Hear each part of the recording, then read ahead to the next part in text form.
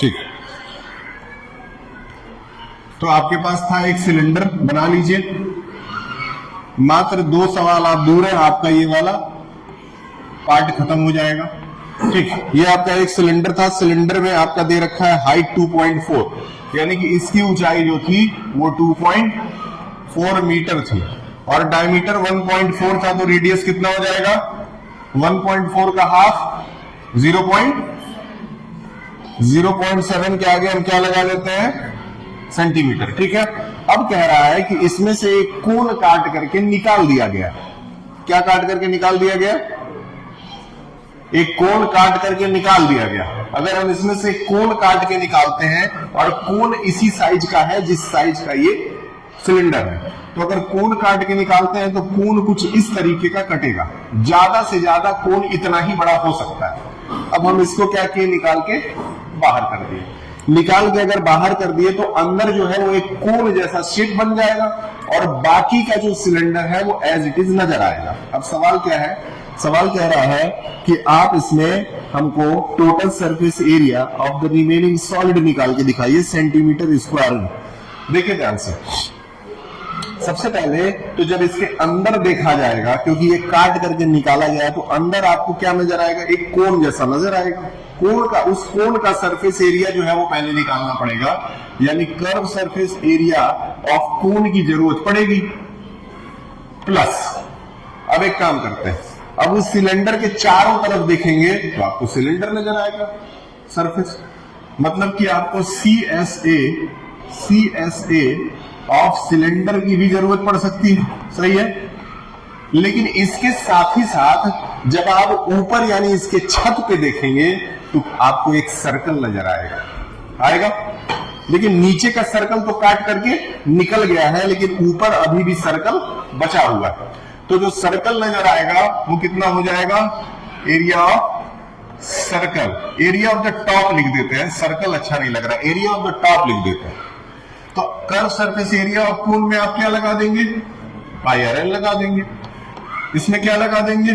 2 पाई are और H लगा देंगे। और यहां पे आप क्या लगा देंगे? पाई आर स्क्वायर लगा देंगे।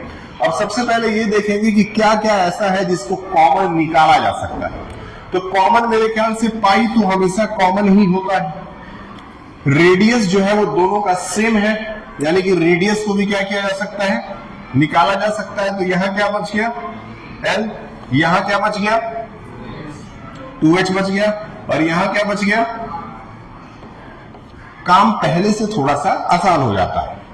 अब इसको 22/7 इंटू आर की वैल्यू है 0.7। एल की वैल्यू अभी हमको नहीं पता है, तो कोई बता सकता है एल की वैल्यू क्या हो सकती है? अगर ये 2.4, देखिए ध्यान से, अगर हमको एल की वैल्यू निकालनी होगी तो अंडर रूट में हम आर का स्क्वायर प्लस एच का स्क्वायर जब करेंगे तो आर की वैल्यू 0.7 है और एच की वैल्यू 2.4 है। देखिए आंसर तो इसका आपका आएगा 6.25, ठीक है, लेकिन आप करके इसको चेक करिए। 0.7 का स्क्वायर और 24 का स्क्वायर दोनों को ऐड करिए, ऐड करके देखिए कितना आ रहा है। 6.25 अगर आ रहा है तो 625 किसका होता है? 25 का, यानी कि इसका स्लेंट हाइट 2.5 आना चाहिए। आप चेक कर लीजिए कितना आ रहा है।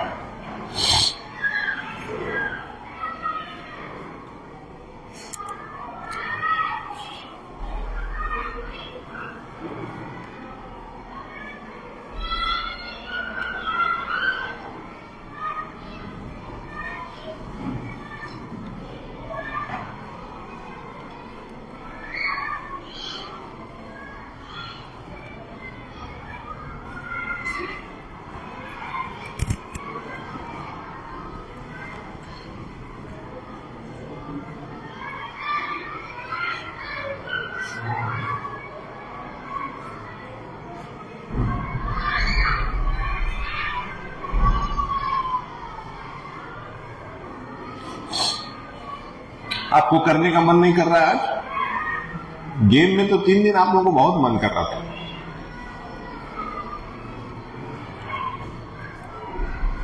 पढ़ लीजिए।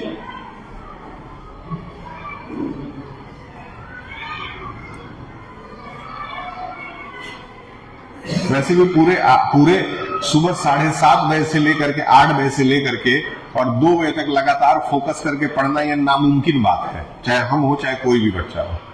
मैं खुद ही पढ़ने बैठता हूँ तो 40 मिनट मन से पढ़ता हूँ, फिर 15 मिनट इंटरटेनमेंट करता हूँ, फिर 40 मिनट, फिर 15 मिनट, ऐसे 40 मिनट 15 मिनट कर करके जो है वो अगर लगातार पढ़ेंगे तो बोर हो जाएंगे।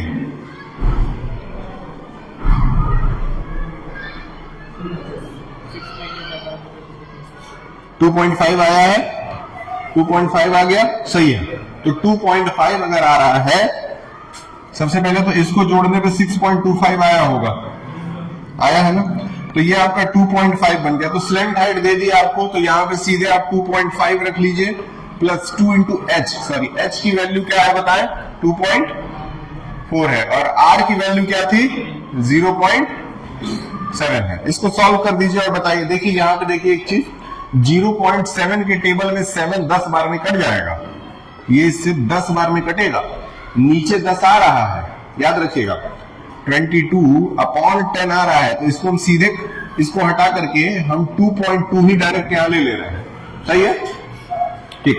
अब इधर वाला सॉल्व करते हैं अगर, तो इसको तो 2.5 एज इट इज रखेंगे, ये हो जाएगा आपका 4.8 और ये हो जाएगा आपका 0.7। अब जरा जोड़ करके आप अपना दिमाग का कलाकारी दिखाइए, इसको खत्म करिए।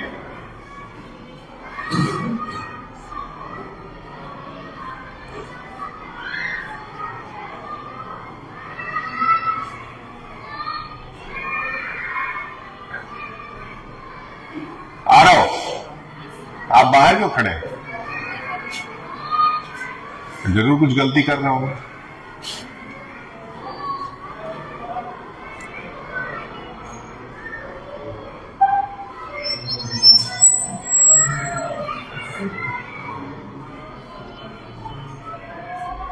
कितना आया, जो भी आएगा वो डायरेक्ट आंसर ही होना चाहिए, चेक कर लीजिए। नियरेस्ट सेंटीमीटर स्क्वायर में अगर आंसर मांगा है,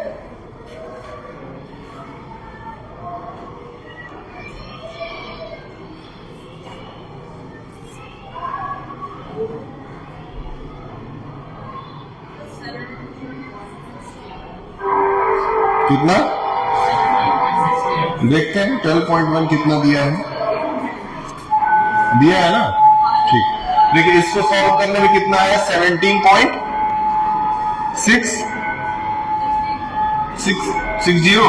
ठीक है। 60 सेंटीमीटर स्क्वायर अगर आ रहा था, तो बोला है नियरेस्ट सेंटीमीटर में कन्वर्ट करने के लिए, नियरेस्ट में जाएंगे तो क्योंकि ये नंबर जो है वो 5 से बड़ा है, तो बड़ा होने की वजह से इसको क्या कर दिया जाएगा, राउंड ऑफ कर दिया जाएगा। राउंड ऑफ करके 18 दिया है, ठीक है, 18 लिख करके छोड़ दीजिए, 18 सेंटीमीटर स्क्वायर। अब देखिए एक सवाल बचा है, उसको करने में फॉर्मेट में लिख करके आपको दे दे रहा हूं, उसको आप घर पे भी या फिर ये भी बैठे बैठे सॉल्व कर दीजिएगा, आपका ये एक्सरसाइज पूरा हो जाएगा। उस सवाल को यही किनारे समझ लीजिए, बताइए। सेंटीमीटर स्क्वायर है ना, तो बोला है नियरेस्ट सेंटीमीटर स्क्वायर में चेंज कर दीजिए, तो क्योंकि 17.5 से बड़ा था तो इसीलिए मैं 18 में कन्वर्ट करा दिया हूं, ठीक है। अब देखिए यहाँ पे कह रहा है कि आपके पास एक सिलेंडर है, इसमें यहां से भी काट के और यहां से भी, दोनों तरफ से हेमिस्फीयर कट करके निकाल दिया गया है। जस्ट लाइक कि आप किसी शादी वगैरह में जाते हैं तो आइसक्रीम काटने वाला जो रहता है वो ऐसे आइसक्रीम काट के निकाल के आपको ऐसे करके दे देता है। इस समय तो खैर शादियों का समय है, तो ये प्रैक्टिकली आप जाकर के किसी मैरिज हाउस में चेक कर सकते हैं, ठीक है। हाँ? अब देखो कुछ ना कुछ तो आएगा ही।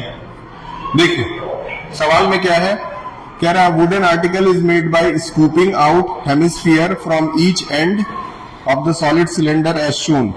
कह रहा है the height of the cylinder is 10 centimetre. Height जो है यहां से यहां तक वो 10 सेंटीमीटर दे रखा है, ठीक,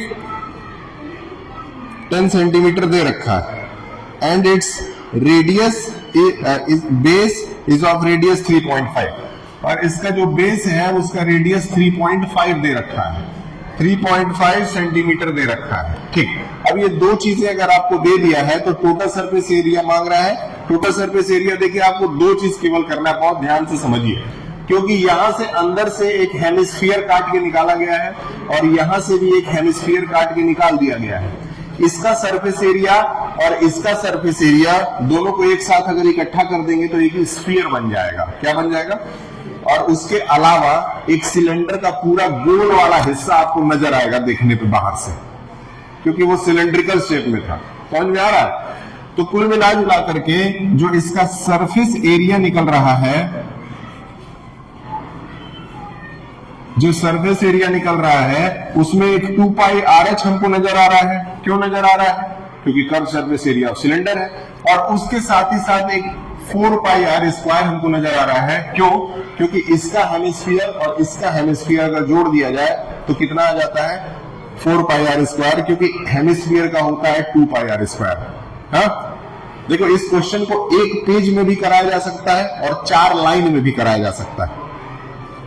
अब एक पेज में कैसे कराते? तो पहले इसका अलग निकालते, फिर इसका अलग निकालते, फिर इसका अलग निकलवाते, फिर जोड़ते घटाते, उसमें बहुत ज्यादा आपका टाइम वेस्ट होता। एग्जाम में आपको 35 सवाल लगाना है। एक सवाल को करने के लिए लगभग 6.5 मिनट का समय आपके पास रहता है। 6.5 मिनट के आसपास मान के चलिए। अब उस 6.5 मिनट के सवाल में MCQ भी हो सकता है और फिर केस बेस्ड स्टडी भी हो सकता है। एक केस बेस्ड स्टडी का सवाल अगर आप लगाते हैं तो लगभग आपको 10 से 15 मिनट का समय वो ले लेता है। जो 5 नंबर के सवाल आते हैं पीछे जो रहते हैं पेपर में, तो इसीलिए जहां समय बच सके वहां ज्यादा से ज्यादा समय बचाना है, ताकि लास्ट वाले जो हैवी क्वेश्चंस हैं उसको आप कर सकें। दूसरा तरीका सजेशन ये है कि पेपर हमेशा पीछे से लगाइए तो ज्यादा बेहतर होगा। 5 नंबर वाला सवाल पहले करिए, 4 नंबर करिए, फिर 3 नंबर करिए। MCQ में क्या है, कम समय में भी आप टिक मार के आ सकते हैं। ठीक है,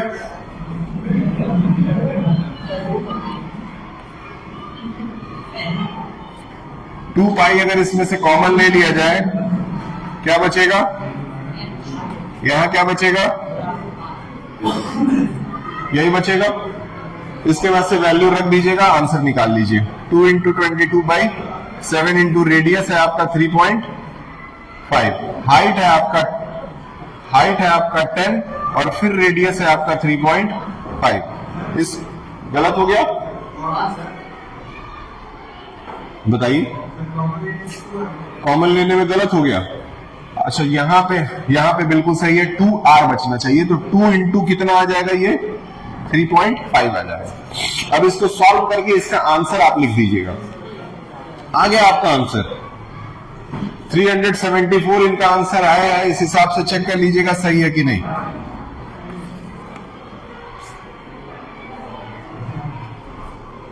याद रहेगा?